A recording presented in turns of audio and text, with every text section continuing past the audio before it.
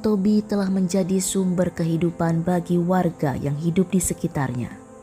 Sebagai bentuk kemandirian, tanah di lereng gunung yang subur itu mereka manfaatkan untuk bertani, berkebun, menanam berbagai jenis tanaman, mulai dari kelap, kopi, hingga kakao sebagai mata pencaharian. Namun, kehidupan tersebut bukan tanpa kewaspadaan. Pusat Pemantauan Vulkanologi dan Mitigasi Bencana Geologi pun terus mengimbau masyarakat di 7 desa di kaki Gunung Lewotobi laki-laki untuk selalu waspada dengan potensi bahaya.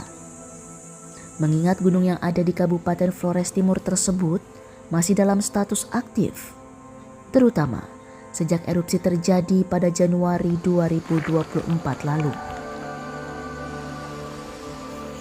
Hingga pada 3 November tepat pada pukul 23:57 malam, malapetaka tanpa aba-aba tersebut pun terjadi lagi.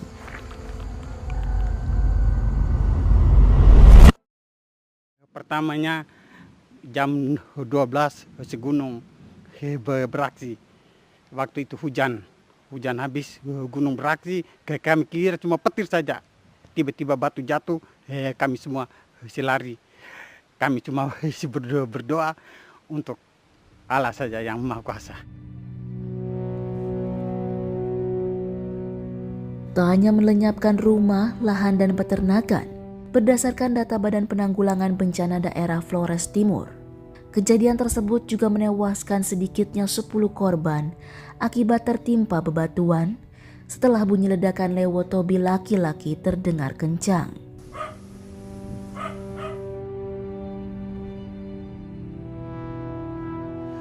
Mengalir pertama tuh memang itu lahar dingin. Sesudah hujan berhenti, dia alirkan lahar panas. Di situ kakak saya sambung tadi, kakak jatuh sampai lahar panas kena itu sampai pohon mangga sebesar ini juga putus itu tuh.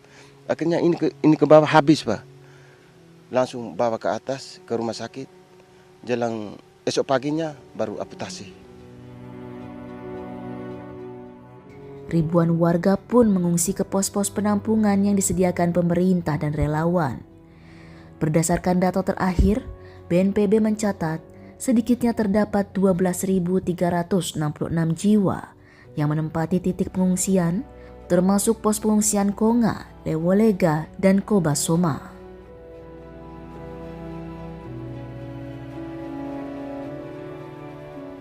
Di tempat pengungsian, warga hidup dengan kondisi terbatas. 2 pekan pasca letusan tersebut, status siaga 4 atau awas masih ditetapkan hingga waktu yang belum bisa diprediksi.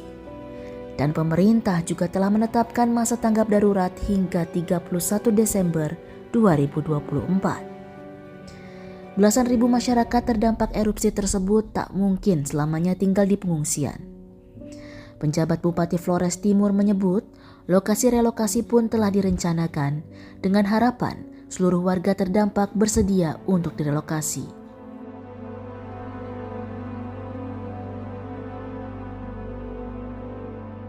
Kalau yang punya tanah sendiri, mereka siap direlokasi mandiri, dan kalau yang tidak punya tanah akan dialokasikan tempat relokasinya, tetapi semua harus ada kesiapan dari mereka dan harus ada pernyataan sehingga besok-besok tidak ada pro dan kontra terkait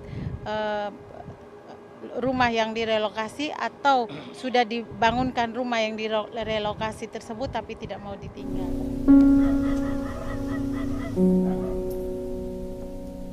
Harapkan di tempat relokasi itu kita bisa manfaat, bisa menggunakan, ya, yang bisa memungkinkan, ya, lahan tempat tinggal supaya jangan kena terdampak lagi.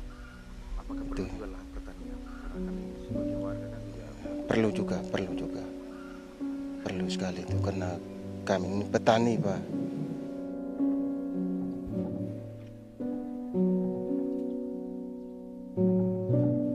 Ya semuanya mau pindah mau pengungsi baru, mengharap kami di sini ada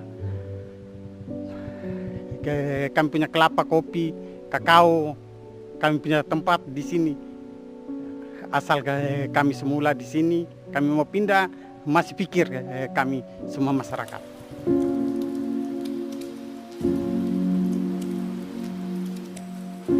Harapan warga adalah dapat bangkit dan melanjutkan kehidupan seperti sebelumnya, dengan tidak hanya berpangku tangan sembari menunggu bantuan, melainkan bergerak dengan tangan mereka sendiri dan juga kehadiran pemerintah di tanah yang subur dan lebih aman untuk generasi mendatang.